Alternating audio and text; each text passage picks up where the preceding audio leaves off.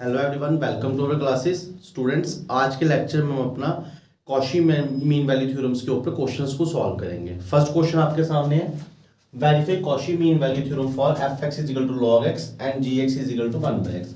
ये आपको दो फंक्शन दिए और इंटरवल आपको दी है 1 से e। मैंने आपको पहले भी बताया है कि जो e है वो अप्रोक्सीमेटली 2.71 होता है। ठीक है, तो 1 से 2.71 के बीच में आपको इंटरवल दी हुई है जिसको उन्होंने एक्सपोनेंशियल बोला और एक्सपोनेंशियल की वैल्यू आपको याद रखनी पड़ेगी। तो अब ये क्वेश्चन कैसे करेंगे, इसके बाद मैं आपको वो क्वेश्चंस कराऊंगा जो आपके एग्जाम में क्लस्टर यूनिवर्सिटी में प्रीवियस ईयर आए हुए हैं। ठीक है, तो सबसे पहले आप ये क्वेश्चन समझ लो। तो सोल्यूशन में क्या लिखूंगा, मैं लिखूंगा हेयर एफ ऑफ एक्स कितना दिया है लॉग एक्स और जी ऑफ एक्स कितना दिया आपको स्टूडेंट्स 1/x। अब मैं इन दोनों की डिफरेंशिएशन कर दूंगा। क्या करती है डिफरेंशिएशन, और log x की डिफरेंशिएशन होती है 1/x और g डैश x की होती है -1/x की। और आपको पता है जिनके भी हम डिफरेंशिएशन कर पाए वो तो कॉन्टिन्यूस होते हैं, इसका मतलब f(x) और g(x) कॉन्टिन्यूस है, मगर शर्त है कि जो फंक्शन है वो डिफाइन होना चाहिए। log x तो डिफाइंड है, log x अपनी सारी पॉजिटिव वैल्यू पे डिफाइंड होता है। जो log होता है वो उसके जो x है अगर वो आप पॉजिटिव डालते हो तो वो हर एक पे डिफाइंड होता है। तो देखो 1 से 2 पॉइंट तक सब पॉजिटिव है तो ये तो डिफाइंड है। जो g ऑफ x आपको स्टूडेंट्स दिख रहा है इसके डिनोमिनेटर में आपको 1/x दिख रहा है और ये डिफाइंड सब पे होगा, बस x 0 नहीं होना चाहिए और x हमें इधर से लेना है, इसमें तो 0 है ही नहीं तो ये भी डिफाइंड है। तो ये फंक्शन दोनों डिफाइंड भी है और दोनों की डिफरेंशिएशन भी हो रही है, तो दोनों क्या होंगे कॉन्टिन्यूस होंगे। तो मैं लिख सकता हूं now f of x and g of x are both continuous on 1e। समझ में आया क्यों कॉन्टिन्यूस हो गए। ठीक है, दूसरा जो f of x और g of x है वो डेरिवेबल भी है, आर डेरिवेबल इन 1e। क्यों 1 और e के बीच में तो कुछ भी डालो, 1 और 1 2 पॉइंट समथिंग के बीच का कोई भी नंबर डालो, 1 और 2 पॉइंट समथिंग का कोई भी नंबर डालो, ये डेरिवेटिव पे हमेशा क्या होंगे डिफाइंड होंगे। तो मैं इधर इजीली लिखूंगा बिकॉज जो f डैश x है और जो g डैश x है वो डिफाइंड है किसके अंदर 1 और e के अंदर, तो इसलिए ये डेरिवेबल भी है और ये कॉन्टिन्यूस भी है। अच्छा, तीसरा पॉइंट कॉशी के लिए क्या होता है कि जो g डैश x है वो कभी भी 0 नहीं होना चाहिए। आप देख लो g डैश x कभी भी 0 नहीं हो रहा है, आप x ले लो 1 और e के बीच में कोई भी नंबर डाल लो तो ये कभी भी 0 नहीं बनेगा। क्यों, ये 0 तब बनेगा जब नीचे इन्फिनिटी आ जाएगा।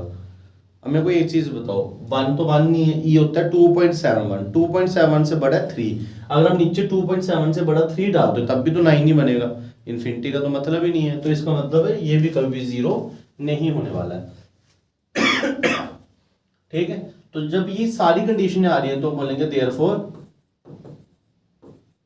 ऑल 3 कंडीशंस ऑफ, जितनी कंडीशंस है किसकी कॉशीज मीन वैल्यू थ्योरम वो क्या होगी सेटिस्फाई होगी। जितनी कंडीशंस है कॉशी मीन वैल्यू थ्योरम की वो क्या होगी स्टूडेंट्स, वो सेटिस्फाइड होगी।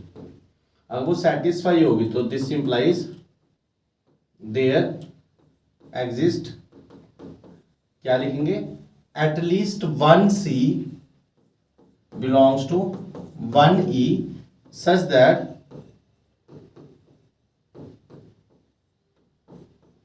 f dash c upon g dash c is equal to f of b minus f of a upon g of b minus g of a।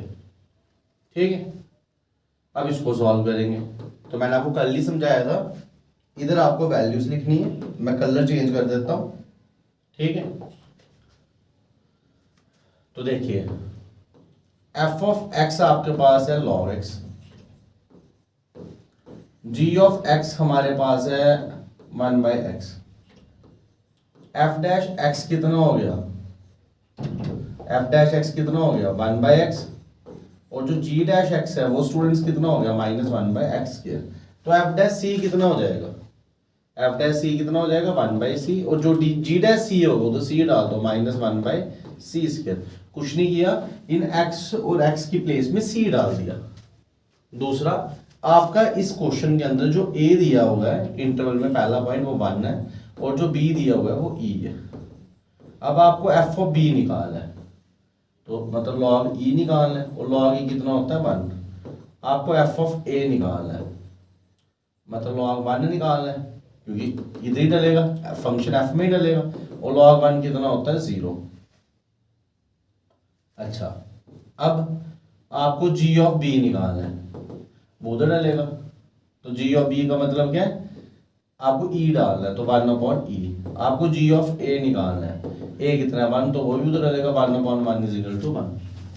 तो अब f of b डालो, f of b कितना है 1 minus f of a कितना है 0, g of b कितना है 1/e, और इधर जाएगा g of a, g of a कितना है 1, ऐसे आ जाएगा। ठीक है, तो ये मैंने सारी वैल्यू जो चाहिए थी वो निकाल दी। आप इसको क्रॉस मल्टीप्लाई करोगे तो आ जाएगा 1/c इंटू c²/1, इधर आ जाएगा 1/1 माइनस e/e। इसको सॉल्व करेंगे तो माइनस e आ जाएगा। ठीक है, इसको करूंगा तो ये आ जाएगा e/1 माइनस e। माइनस को खत्म करना है तो मैंने इधर इन दोनों को शफल कर दिया, तो ये बन जाएगा e-1। अब ये जो वैल्यू है इसको देखते हैं। मैंने आपको बताया जो एक्सपोनेंशियल है वो 2 पॉइंट समथिंग होता है, तो 2.71 होता है एक्सपोनेंशियल, और 2.71 से 1 माइनस कर रहे हो तो कितना आ रहा है 2.71/1.7। और हमें पता है अगर न्यूमरेटर में जैसे 5 हो और डिनोमिनेटर में छोटा हो तो वो 1 से तो बड़ा ही आता है ना। जैसे इसका आंसर आएगा 2.5, और 2.5 तो 1 से बड़ा ही होगा। अब जो न्यूमरेटर है वो बड़ा है और डिनोमिनेटर छोटा है, तो जो भी आंसर आएगा ये 1 से क्या होगा, बड़ा ही होगा। अच्छा, मेरे को भी एक चीज बताओ, जैसे आपने 5 को 2 से डिवाइड किया, आंसर तो 1 से बड़ा आया, क्या वो 5 से बड़ा हो सकता है, कभी नहीं हो सकता। तो वही बात है, जो भी इसका आंसर है वो तो 1 से बड़ा है, क्या वो 2.7 से बड़ा हुआ, कभी नहीं हो सकता।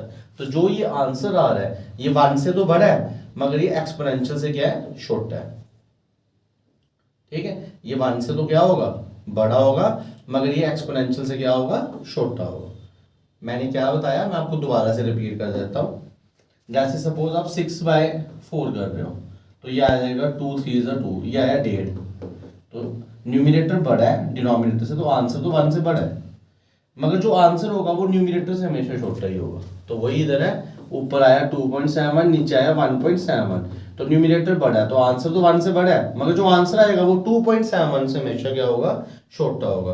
और 2.7 किसको बोलते हैं, एक्सपोनेंशियल को बोलते हैं। तो इसलिए मैं बोलूंगा कि जो ये वैल्यू है ये 1 से तो बड़ा है, तो 1 से बड़ा ऊपर इंटरवल, मगर एक्सपोनेंशियल से क्या है, छोटा है। तो मैं बोलूंगा देयरफॉर जो कॉशी मीन वैल्यू थ्योरम है इस क्वेश्चन के लिए वो क्या होगी, वेरीफाई होगी। तो ऐसे करते हैं ये क्वेश्चंस सॉल्व, और बुक में भी यही आंसर है।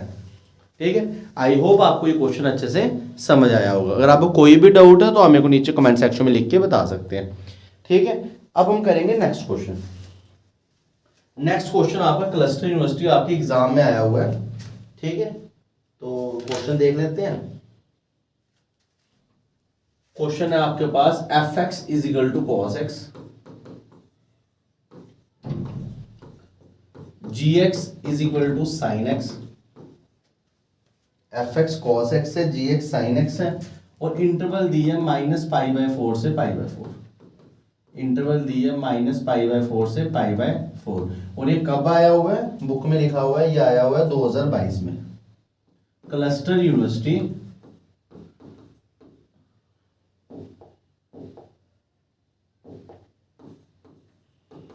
2022 में आया हुआ क्वेश्चन है। वेरीफाई करना है इसमें कॉशी मीन वैल्यू थ्योरम को। तो कैसे करेंगे, चलिए स्टार्ट करते हैं। सबसे पहले सॉल्यूशन में आप फंक्शन लिख लो। एयर fx कितना है cos x, और gx कितना है sin x। हमें पता है cos का और sin का ग्राफ ऐसा होता है, तो ये तो कॉन्टिन्यूस है। और दूसरी बात इसकी डिफरेंशिएशन हो जाती है, उस वजह से भी ये स्टूडेंट्स क्या है, कॉन्टिन्यूस है। तो हम क्या करेंगे, हम सीधे इधर डिफ्रेंसिएशन कर लेते हैं और एफ डैश एक्स आएगी वो कितनी आ रही है माइनस साइन एक्स, और जो जी डैश एक्स आ रही है वो कितनी आ रही है कॉस एक्स, ये एग्जिस्ट करेगी, ठीक है, और इनकी वैल्यूज फाइनाइट होंगी। तो मैं लिखूंगा नाउ अगर किसी की डिफ्रेंसिएशन एग्जिस्ट कर रही है तो हम बोल सकते हैं both F x and ji x are, both F x and ji x are continuous. किसके अंदर कॉन्टिन्यूस है, जो क्लोज इंटरवल है -45 से 45 के बीच में। अब मैंने ऐसा क्यों बिना सोचे समझे बोल दिया, क्योंकि मेरे को पता है कि जो कॉस का आंसर है और जो साइन का आंसर है वो हमेशा -1 और 1 के बीच में ही रहेगा, तो वो तो कॉन्टिन्यूस ही होने, इन्फिनिटी बनेगा नहीं, टूटेगा ग्राफ हो कभी नहीं, क्योंकि ग्राफ ऐसा होता है, तो वो तो कॉमन सेंस की बात है। अब जो इसका आंसर है ये कभी इन्फिनिटी बनेगा नहीं, तो इसका मतलब ये जो डैश वाले फंक्शन है तो ये भी डेरिवेबल है, तो मतलब जो फंक्शन है जो उसकी डिफरेंशिएशन है वो कभी भी इन्फिनिटी नहीं बन रही है, तो इसका मतलब जो इसके डेरिवेटिव है वो भी डिफरेंशिएबल है। तो मैं क्या लिखूंगा, both F x and ji x are derivable in -π/4 से π/4, इसमें डेरिवेबल भी है। तीसरा उसने बोलना होता है कि जो जी डैश एक्स है वो कभी भी 0 नहीं होना चाहिए। अच्छा, जी डैश एक्स है क्या कॉस, तो कॉस एक्स 0 कब होता है, कॉस एक्स 0 कब होता है वो ग्राफ से पता चलता है, ठीक है। अब कॉस का ग्राफ क्या होता है, ऐसे चलेगा कॉस का ग्राफ, ठीक है। तो कॉस 0 कब कब हो रहा है, देखो 0 पे आता है 1, π/2 पे 0 हो रहा है, ठीक है, फिर उसके बाद 3π/2 पे हो रहा है और -π/2 पे 0 हो रहा है, मगर ये तो -45 से 45 है, -45 to 45, ना इसके अंदर 90 है ना -90 है, तो इसके अंदर तो कोई ऐसी वैल्यू है ही नहीं जिसपे कॉस क्या हो रहा है 0।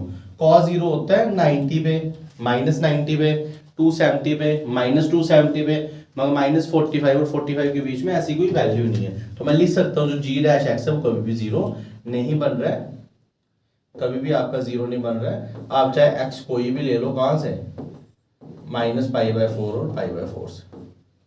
फिर हम लिखेंगे this implies all 3 conditions of Cauchy mean value theorem are applicable. जितनी 3 कंडीशंस है कॉशी मीन वैल्यू थ्योरम की वो सारी की सारी क्या है, एप्लीकेबल है। तो हम बोलेंगे this implies there exist at least one c belongs to -π/4 to π/4 such that f dash c upon g dash c is equal to f of b minus f of a upon g of b minus g of a।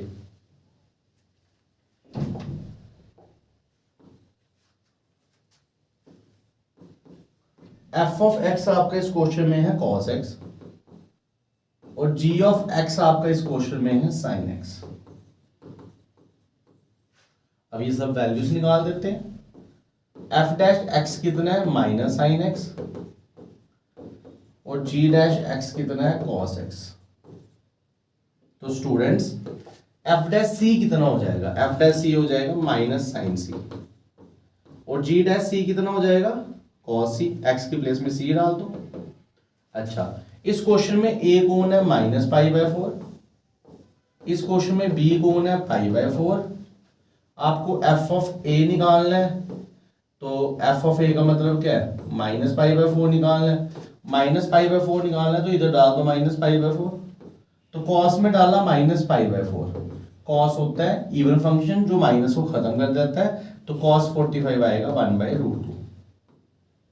अब बात आ रही है F of B की, तो F of B कितना है F of π/4, cos में फिर डाल दिया π/4 तो ये भी आ रहा है 1/√2।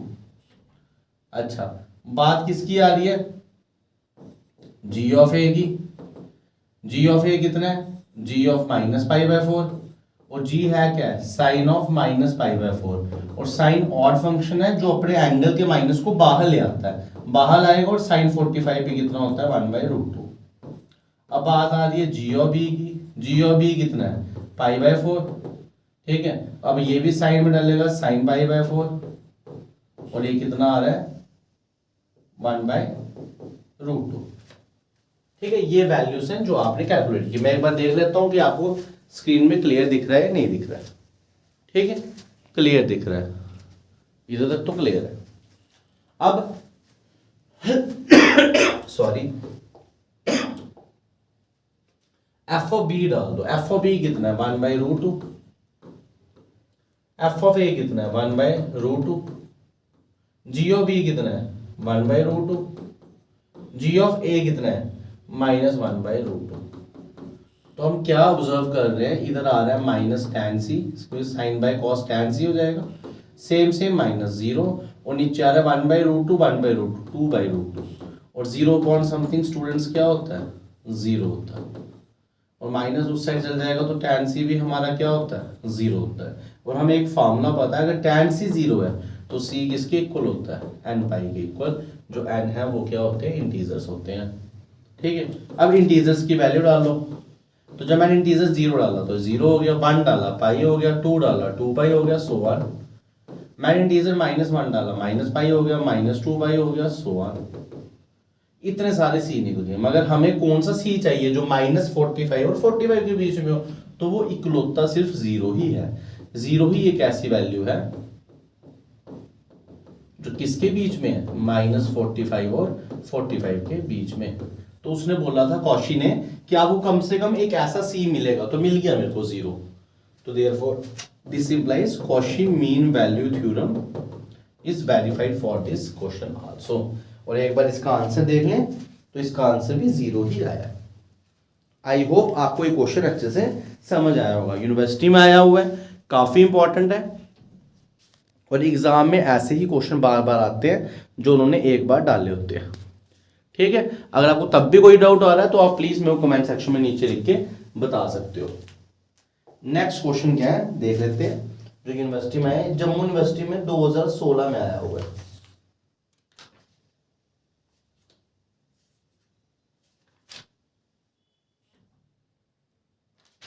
जम्मू यूनिवर्सिटी में 2016 में आया हुआ है, क्वेश्चन देख लो।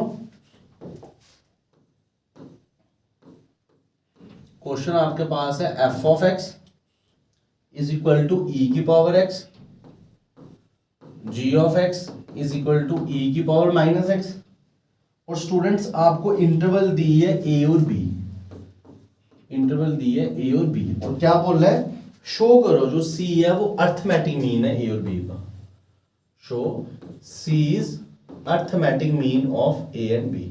कल ही मैंने आपको बताया था अगर अर्थमेटिक मीन पूछता है तो आपको बताना पड़ेगा c is equal to a plus b by 2।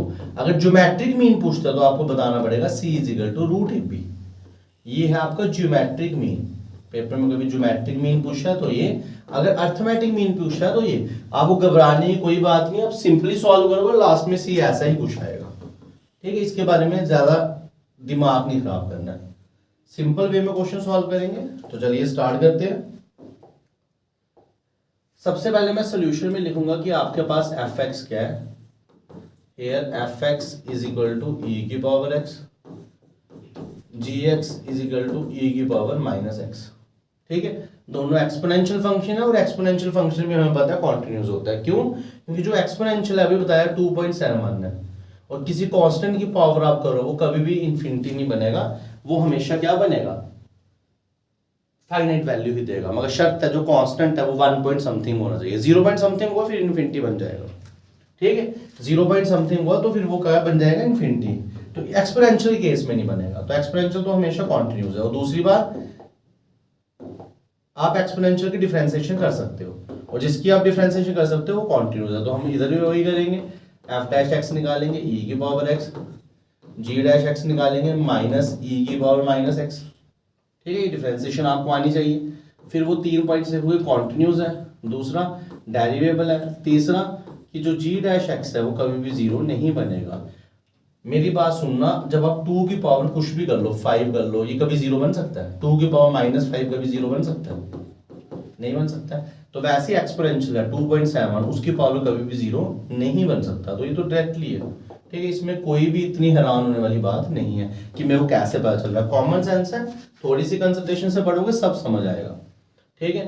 अब आ गया कॉशी, वो लाइनें लिख देनी है आपको, मैं नहीं लिख रहा हूं, तो सीधे आ जाओगे f dash c upon g dash c. Cauchy क्या बोलता है, किसके बराबर आएगा वो? F of b minus f of a upon g of b minus g of a. Cauchy mean value theorem बोलती है, वो इसके बराबर आएगा। अच्छा, वैल्यूज डाल दो। आपको स्टूडेंट्स फंक्शन क्या दिया हुआ है? e की पावर x। आपको स्टूडेंट्स फंक्शन क्या दिया हुआ है? e की पावर -x। सबसे पहले आप क्या करोगे? एफ डैश एक्स निकाल लोगे, वो हमने ऑलरेडी निकाला हुआ है, वो एक्सपोनेंशियल सेम ही रहेगा। फिर मैं निकालूंगा जी डैश एक्स, वो रहेगा -e की पावर -x। अब मैंने एफ डैश सी डाल दिया, वो आया e की पावर c,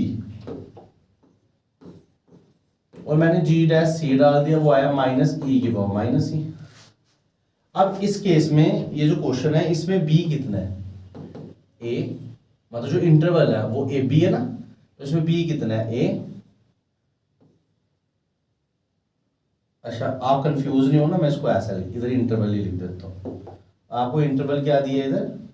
ये कुछ नहीं लिखा है, a और b। तो सबसे पहले आपको क्या निकालना है? f ऑफ b निकालना है, b ही है, ठीक है।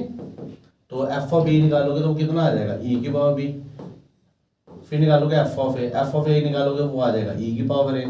g ऑफ b निकालोगे -e की पावर -b, माइनस में प्लस है, ठीक है। g ऑफ a निकालोगे तो इधर डाल देना है e की पावर -a। तो ये वैल्यूज आ गई। f डैश c में वैल्यूज डाल दो। जैसे मैंने f डैश c में वैल्यूज डाली तो स्टूडेंट्स क्या बन गया? e की पावर c, और इधर -e की power -c। f of b है e की पावर b -e की पावर a, ये कितना है? e की पावर -b -e की पावर -a, ठीक है। अब क्या करूंगा? अब इसको कैसे सॉल्व करूंगा? देखो, ये माइनस आ गया, e की पावर c ऊपर चला गया, तो e की पावर c प्लस c, और इधर क्या आ जाएगा? e की पावर b माइनस e की पावर a अपॉन e की पावर -b माइनस e की पावर -a। तो कितना आ जाएगा? माइनस टाइम e की power twice c is equal to e की पावर b माइनस e की पावर a अपॉन e की पावर -b माइनस e की पावर माइनस, ऐसे आ जाएगा। अगर मैं अब इसको थोड़ा सा सिंप्लीफाई करूं तो इस ट्वाइस e को वैसे रहने दूंगा, इधर e की पावर b माइनस e की पावर a को वैसे रहने दिया, इधर मैंने इसको ऐसे नीचे पहुंचा दिया।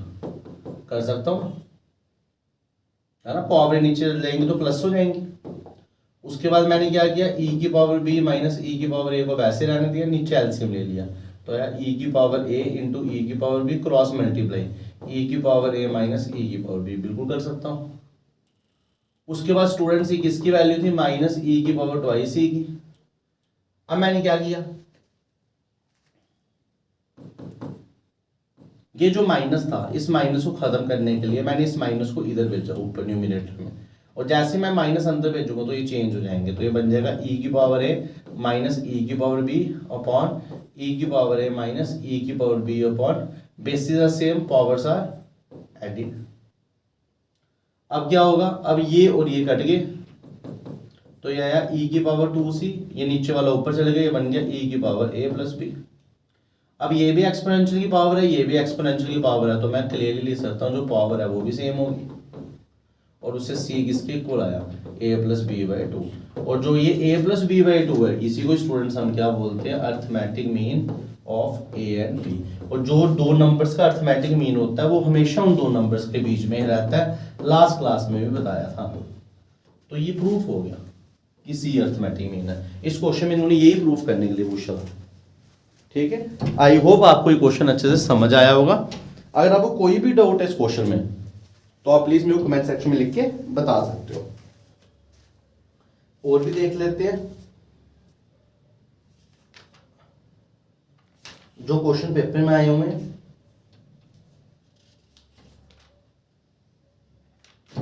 एक क्वेश्चन प्रेट कॉलेज में पूछा हुआ है, ठीक है, ये क्वेश्चन पीरियड कॉलेज में पूछा हुआ है, छोटा सा क्वेश्चन है, शॉर्ट आंसर में आया हुआ आई थिंक। क्या बोला है, let F of X is equal to X cube in -1 and g of x is equal to x की पावर 4 इन -1 और पूछा है is Cauchy mean value theorem applicable. क्या Cauchy mean value theorem applicable है इसमें, बताओ बाबा क्या applicable है। देखो स्टूडेंट्स ये क्वेश्चन कैसे करेंगे, ये पॉलिनोमियल फंक्शन है, कॉन्टिन्यूस होगा, डेरिवेबल होगा, आप सीधे g डैश x पे हो। g डैश x कितना है 4x क्यूब, ये तो 0 बन जाएगा किसके ऊपर, जब मैं x क्या डालूंगा 0 डालूंगा। जब मैंने इस g डैश x में x को 0 डाला ये तो 0 बन गया, और जो ये 0 है वो तो इंटरवल से लिया हुआ ना। मगर हमें कॉशी क्या बोलती है, हमें कॉशी बोलती है, ये मैंने इधर लिखा हुआ, कहीं लिखा होगा कि जो g डैश x है वो कभी भी 0 नहीं बनना चाहिए। मगर हमारे इस केस में जो g डैश x है वो 0 बन गया, ठीक है। तो इसका मतलब जो थर्ड कंडीशन है कॉशी मीन वैल्यू थ्योरम की, वो सेटिस्फाई नहीं हो रही है,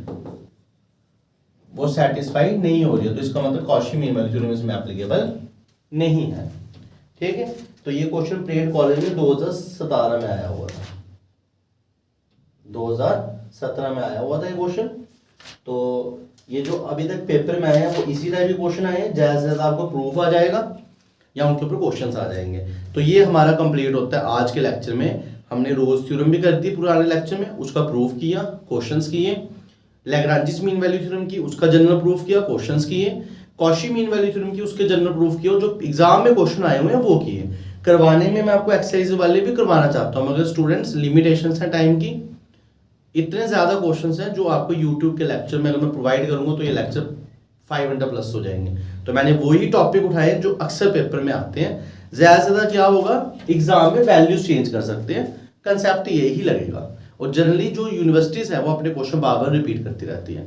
तो आई होप आप ये लेक्चर अच्छे से सुन रहे होंगे, समझ रहे होंगे, ठीक है। और अगर आपको कोई भी डाउट है तो आप मेरे को पूछ सकते हो। आज हम टेलर सीरीज भी स्टार्ट करेंगे, टेलर सीरीज के ऊपर जो क्वेश्चंस एग्जाम में आते हैं वो सारे डिस्कस किए जाएंगे। फिर हमारा पोलर कोऑर्डिनेट्स का कर्व ट्रेसिंग रहती है तो वो भी आपको करवा दिया जाएगा। तो आई होप आपको ये अच्छे से समझ आ रहा है। तो स्टूडेंट्स अगर आपको ये समझ आ रहा है तो प्लीज इस वीडियो को ज्यादा से ज्यादा लाइक कीजिए, शेयर कीजिए और अपने फ्रेंड्स तक पहुंचाइए, ठीक है। आप अपने फ्रेंड्स तक पहुंचाओगे, यही आपकी तरफ से हमारी हेल्प होगी हमारे चैनल को ग्रो करने में। तो जो हम मेहनत कर रहे हैं आपके लिए, तो आई होप कि वो किसी अच्छे रिजल्ट पे पहुंचेगी, और वो अच्छे रिजल्ट पे तभी पहुंचेगी जब आप लोगों के अच्छे मार्क्स आएंगे। और जब आपका रिजल्ट आएगा तो मैं देखना चाहूंगा कि आप लोग कितना कमेंट में बताते हो कि आपके कितने कितने मार्क्स हैं। तो मेहनत करिए, कोई भी डाउट है आप मेरे से बेझिझक होकर पूछ सकते हैं। तो आज के लेक्चर में इतना ही, मिलते हैं कल के लेक्चर में। Thank you students, have a nice day.